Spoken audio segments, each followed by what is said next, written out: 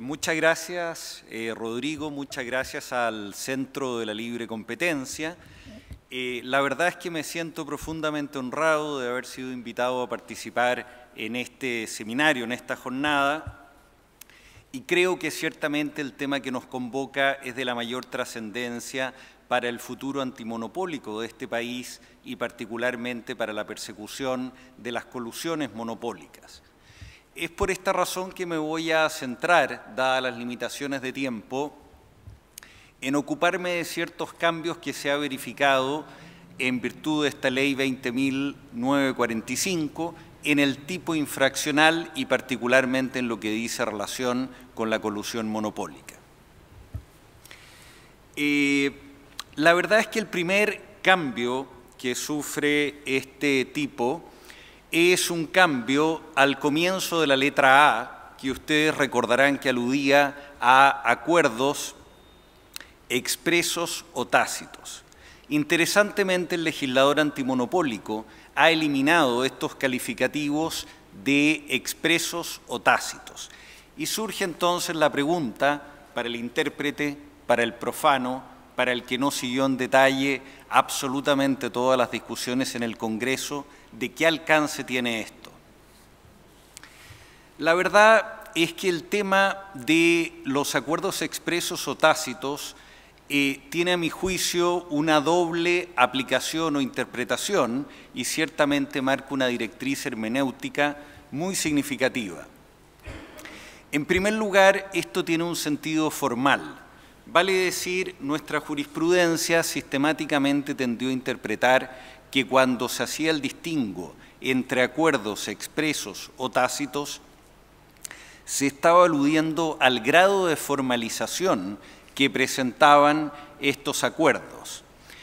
Y a pesar de esta descripción tremendamente clara, tremendamente prístina, cabe observar que en la relativamente reciente historia jurisprudencial del Tribunal de Defensa de la Libre Competencia, hay un voto de minoría, que afortunadamente, según voy a explicar, nunca devino en mayoría, que postuló que era de la esencia de las colusiones monopólicas su ocultamiento.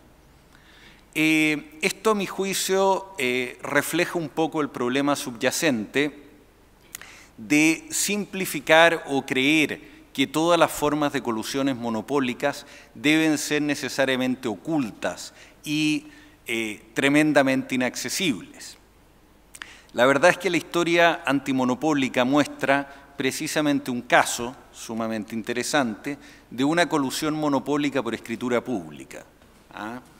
Esto la verdad es que no es fruto de la fantasía, sino que efectivamente ocurrió que una empresa anónima santanderiana realizó por escritura pública, en virtud de una cláusula expresa, una distribución del mercado con Salinas Punta de Lobos, en virtud de la cual Santanderiana se quedaba con el mercado externo en la comercialización de la sal y Salinas Punta de Lobos se quedaba con el mercado interno.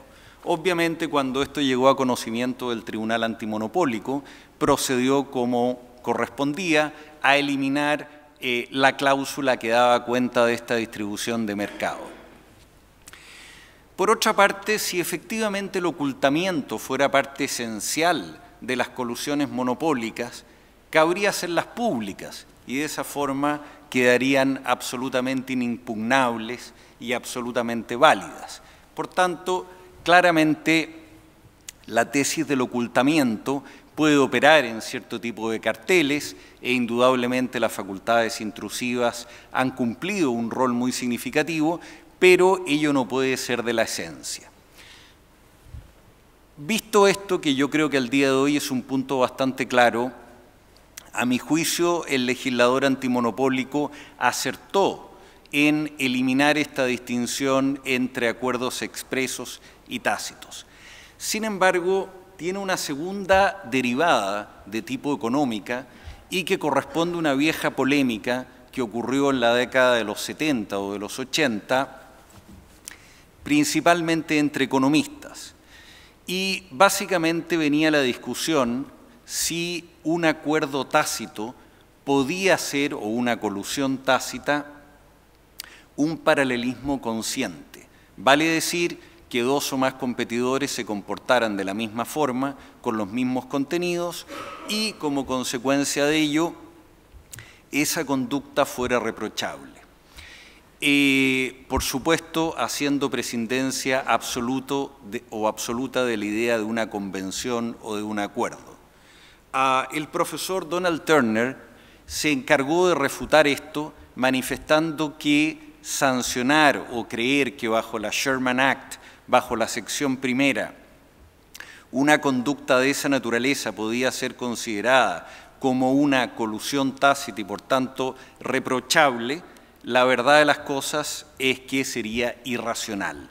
Y dijo que en un mercado oligopólico era absolutamente irracional esperar que no se comportaran de una forma paralela los actores del mismo, y en ese contexto no procedía reproche alguno.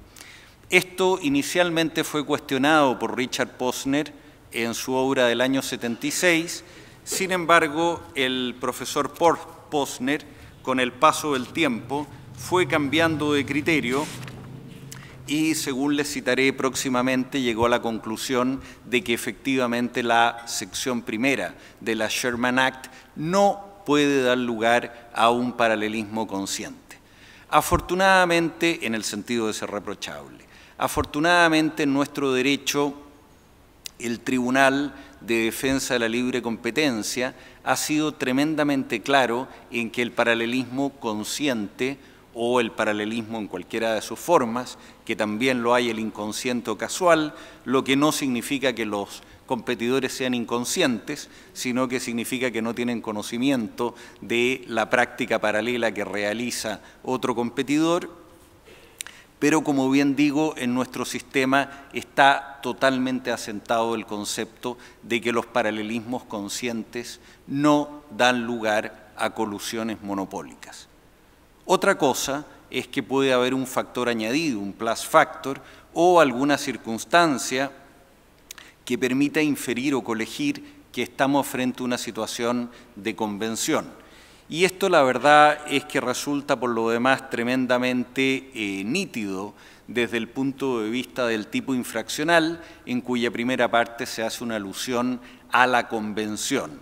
Es decir, cuando se trata de conductas plurilaterales, como es una colusión, necesariamente debe haber una convención, y esto está absolutamente ratificado y confirmado por la jurisprudencia de nuestro tribunal.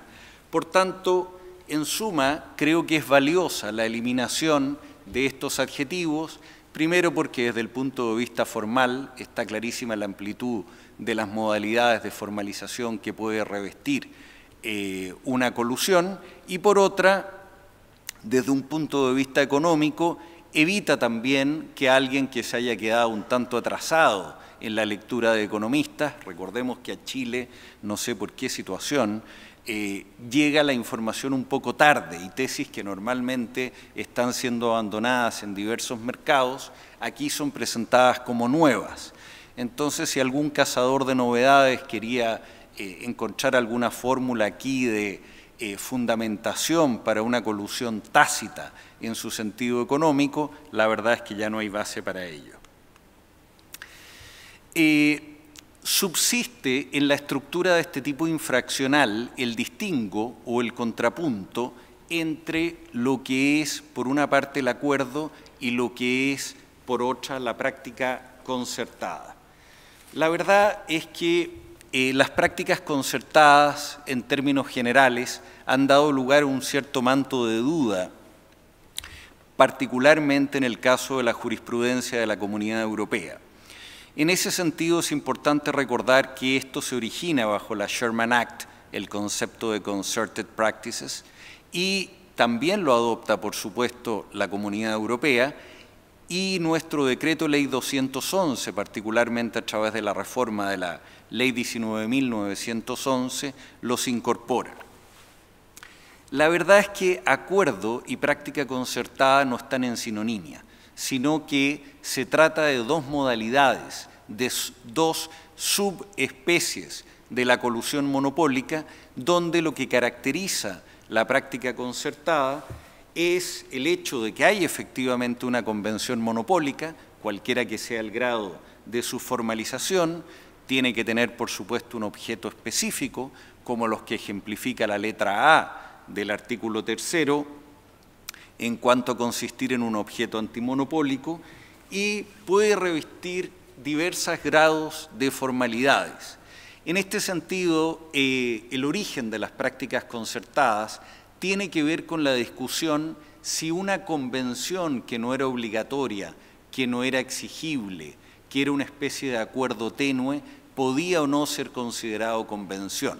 La respuesta es claramente afirmativa, no importa la formalidad, no importa la exigibilidad, lo fundamental es que exista este acuerdo de voluntades. Y tiene la particularidad de las prácticas concertadas de que además de presentar una convención, su estructura típica es bastante más sofisticada, porque requiere que esta convención opere como un verdadero plan y que este plan sea puesto en práctica. Muchas veces la convención es acreditada a través de las prácticas, pero requiere un grado de desarrollo.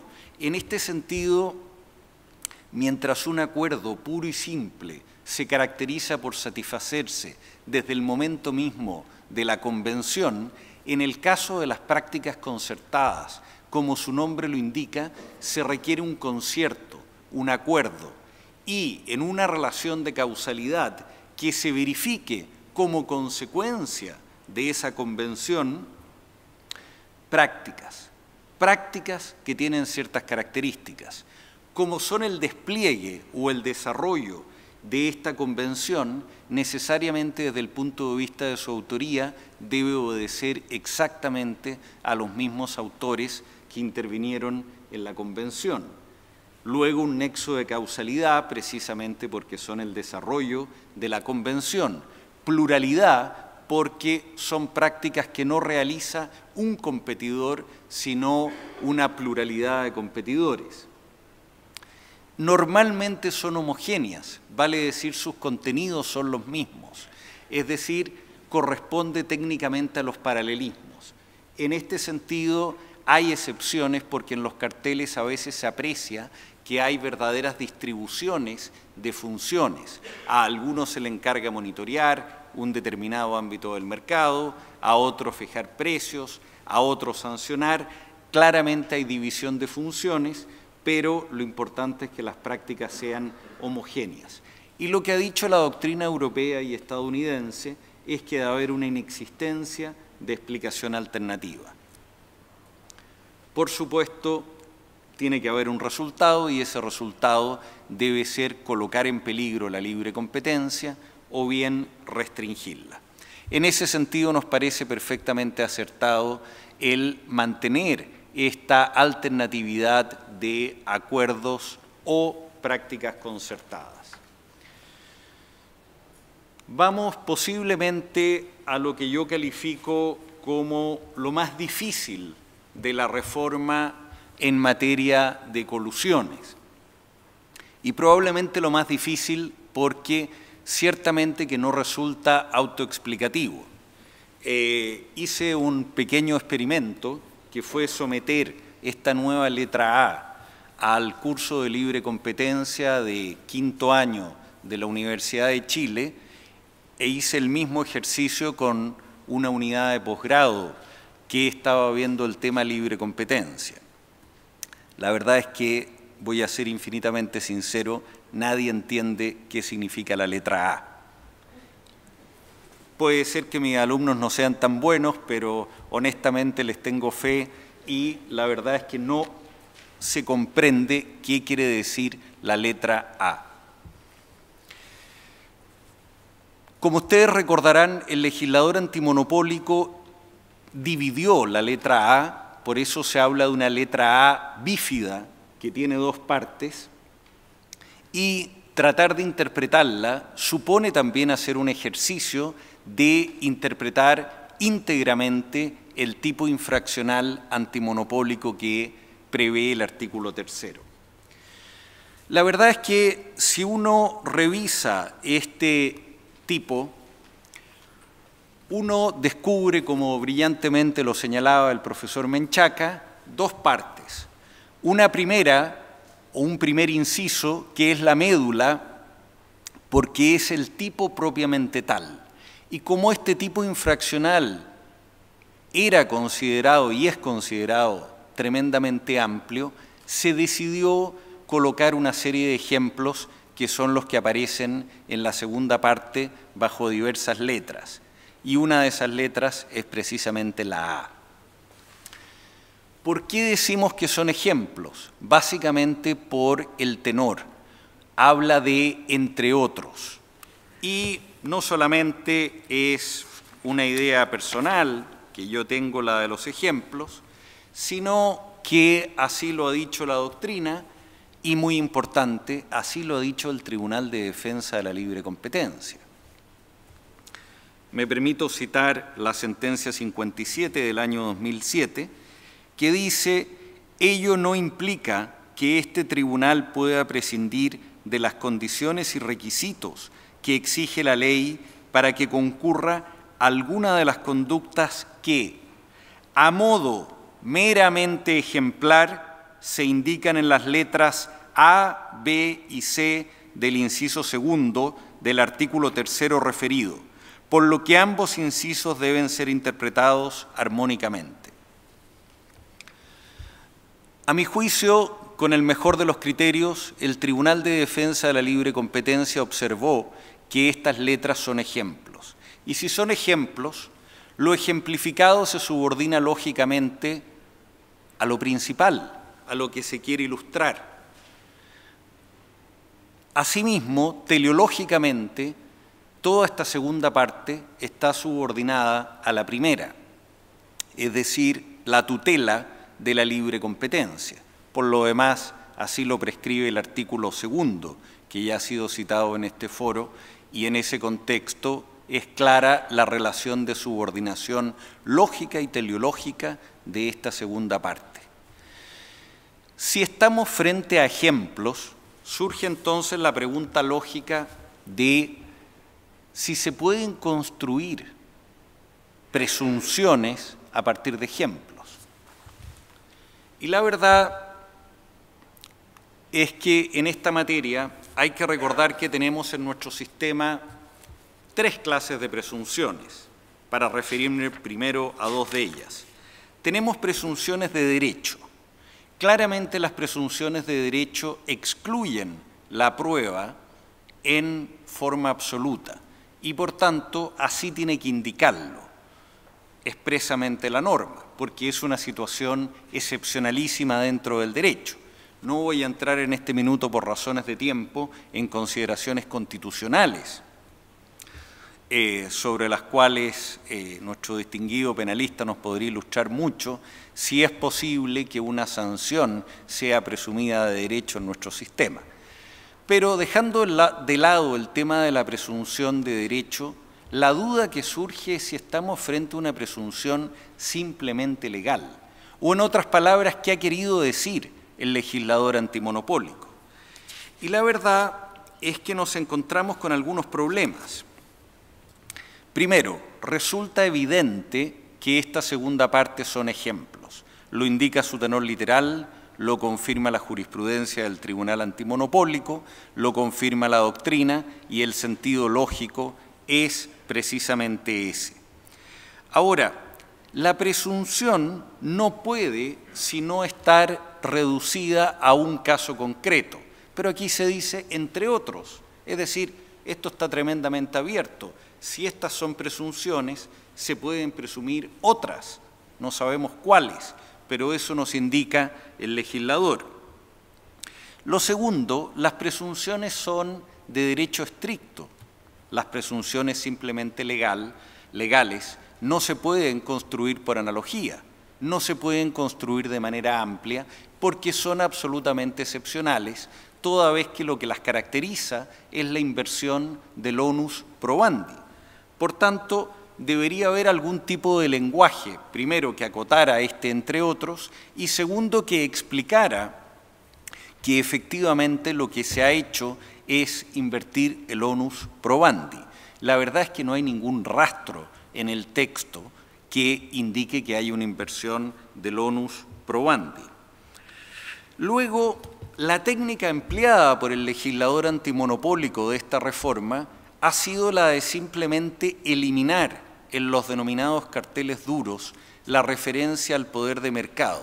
Y pregunto yo, ¿es suficiente eliminar un requisito para automáticamente sobre esa base y sin expresión alguna del legislador se construye una presunción?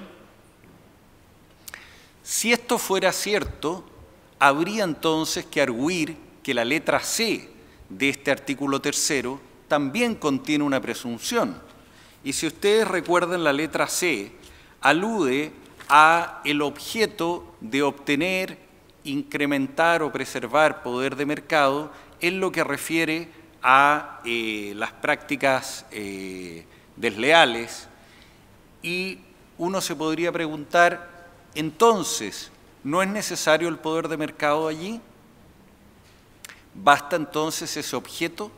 La verdad que como técnica legislativa esto no se sostiene, porque esto significaría que basta una omisión en los ejemplos para automáticamente interpretar que estamos frente a una presunción simplemente legal. Más aún, la experiencia y la práctica muestran, y también lo confirma la jurisprudencia, que cada vez que se produce un vacío de alguno de los ejemplos, el elemento faltante es integrado por el tipo base. ¿Y por qué?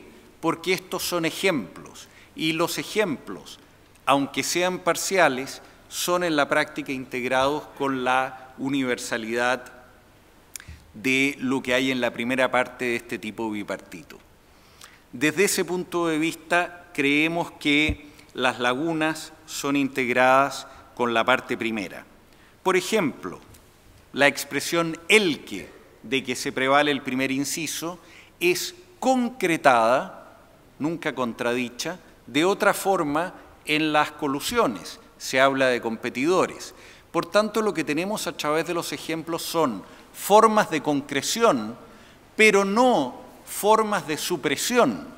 Es decir, no se puede a partir de un ejemplo pretender eliminar alguno de los contenidos del inciso primero que da cuenta del tipo infraccional base, que por lo demás es universal, aplica a todo ilícito monopólico. La verdad es que en este sentido pienso que con la estructura actual que presenta nuestro tipo infraccional, tampoco aquí hay base para una presunción simplemente legal. Y naturalmente ustedes me preguntarán, ¿y qué significa esta reforma? Que es lo que yo comenzaba preguntando. Personalmente creo que esto de los carteles duros que han sido separados de los carteles blandos tiene la particularidad de ser una base para una presunción judicial. Es decir, judicialmente pudiera ser un indicio muy significativo, y yo creo que lo es, el hecho de que el contenido de estas colusiones monopólicas enumeradas en la primera parte de la letra A sean en definitiva carteles duros respecto de los cuales judicialmente se puede presumir que hay poder de mercado, pero por supuesto con la prudencia judicial y con la prudencia que siempre ha caracterizado al Tribunal de Defensa de la Libre Competencia.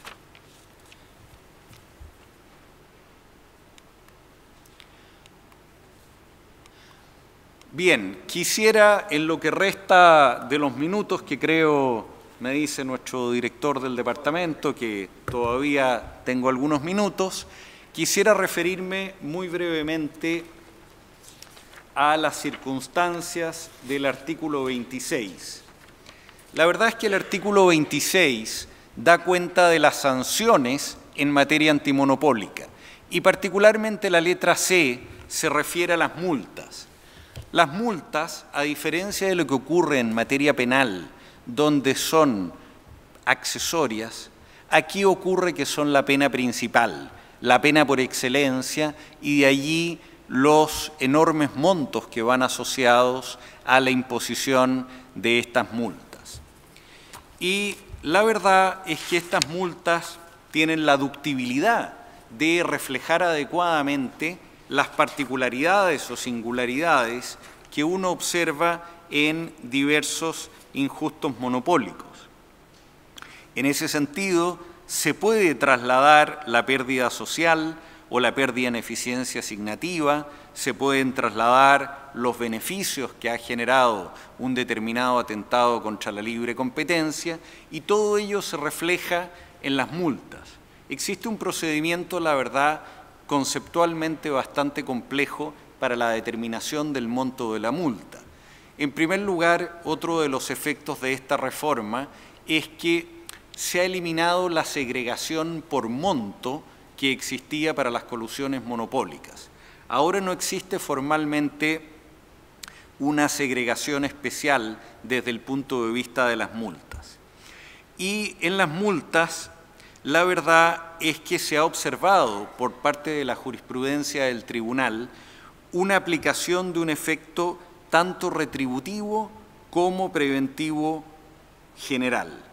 Y esto hay que felicitar al Tribunal de Defensa de la Libre Competencia, porque ha ido a través de estas circunstancias considerando criterios retributivos y criterios disuasivos.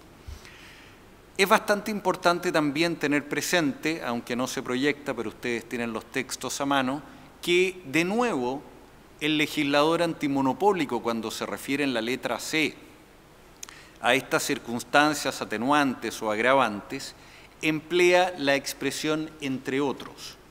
Esto significa que el Tribunal de Defensa de la Libre Competencia no solo se hace, como siempre lo hace muy bien, cargo de las circunstancias que están positivizadas, sino que también puede emplear otras circunstancias no positivizadas o no explicitadas en el cuerpo normativo y que sean necesarias para un adecuado juzgamiento. En ese contexto observamos que también la descripción que realiza la letra C es incompleta en varios sentidos. Por ejemplo, no da cuenta de eximentes. Y sabemos que en materia de delación compensada sí que hay una eximente muy importante para el primer delator de iure, que efectivamente da cumplimiento a todos los requisitos para proceder a la delación compensada. No da cuenta tampoco de todas las atenuantes y de todas las agravantes. Y el tribunal, hasta ahora, ha ido generando la buena práctica de distinguir dos conceptos. Y me remito, por ejemplo, a la sentencia 88 del año 2009, donde plantea que la sanción de multa contemplada en el artículo 26 cumple básicamente una función disuasoria y una función retributiva, y luego pasa a asociar a la función disuasoria el beneficio económico obtenido con motivo de la infracción, y la gravedad del ilícito lo asocia a la función retributiva. En este sentido, quiero destacar que la reforma que se introduce en cuanto a generar una nueva una nueva circunstancia, y que esta nueva circunstancia aluda al efecto disuasivo, es algo que el tribunal ya tenía considerado por muchos años dentro de sus análisis. Y ya tenía contemplado que generalmente el tema del beneficio es el mejor concepto para determinar el carácter disuasivo. En este sentido, me parece interesante la introducción del efecto disuasivo. Ahora me genera una duda conceptual: ¿por qué no introducir el efecto retributivo? Si existía una duda respecto del disuasivo, muy bien colocarlo, pero tal vez se debió haber introducido el retributivo. De cualquier forma, el tribunal tiene que administrar el doble efecto de cualquier sanción, no solo del orden penal. Claramente estamos en el ámbito infraccional, pero en el ámbito infraccional también las penas cumplen una función retributiva y una función disuasoria. Y mi comentario en la materia es que debe tener especial cuidado el tribunal al administrar esta circunstancia disuasoria, porque no la puede llevar a romper la función retributiva, y debe también evitar un problema de non bis in idem. Como es sabido, el non bis in idem no solo aplica respecto de sanciones, sino que aplica también respecto de aplicar 2 veces la misma agravante. Y pudiera ser tremendamente atractivo esto de invocar el efecto disuasivo, pero pudiera ser doblemente invocado o amplificado si a la vez se considera también el denominado beneficio económico obtenido con motivo de la infracción. Muy bien, eso sería. Muchísimas gracias.